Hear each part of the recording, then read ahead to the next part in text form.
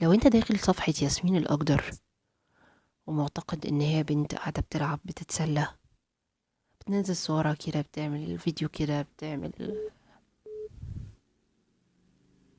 بتعمل اي شيء من الحاجات ديت لمجرد الترفيه، عندها وقت يعني فرحة تضيعه، تبقى انت غلطان.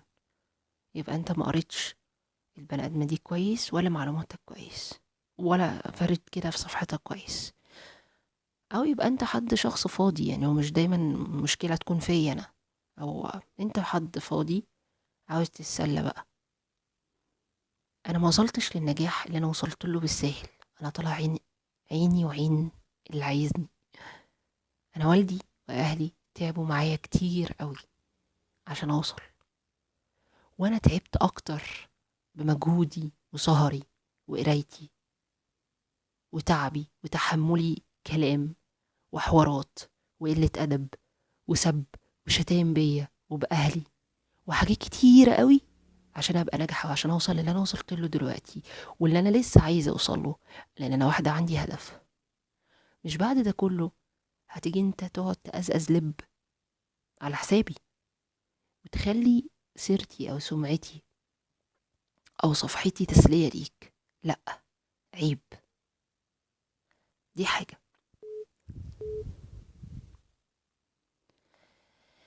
الحاجة التانية، اي تعليق هيتكتب فيه تجاوز، هيكون على التويتر، هيكون على الفيسبوك، هيكون على اليوتيوب، هيكون في اي وسيلة اتصال ليا على السوشيال، هيكون حتى على الواتس، انا مش هنبه زي ما بنبه دلوقتي. لا، انا هعمل بلوك، عشان لما تلاقي البلوك كده في وشك او في وشك تعرف انا ليه عملت بلوك، وتعرف ان انت السبب مش انا. ما تجيش بعد كده تشتكي وتقول بقى ياسمين الاخضر بتعمل بلوكات للناس مش عارف ايه. لا، انا هو بقول انا هعمل بلوك امتى، وهعمل بلوك تاني برضو لو حضرتك او حضرتك انتقدت.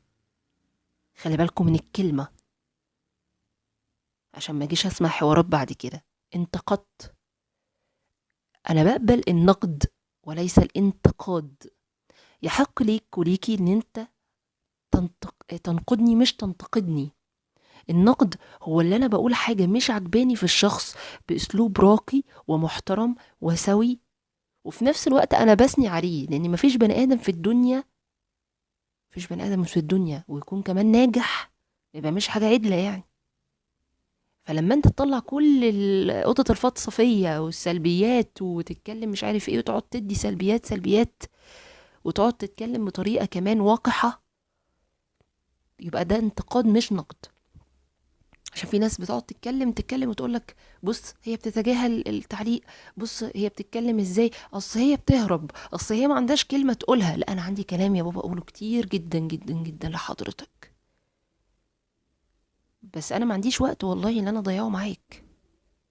لما تكون انسان راقي ومحترم وفاهم يعني ايه النقد والانتقاد، وامتى انصح وامتى ما انصحش. يعني الناس برضو اللي بتنصح، ياما قلنا يا جماعة النصيحة ليها ادبها، ليها حوارها، ليها اسلوبها، مش اي حاجة وخلاص.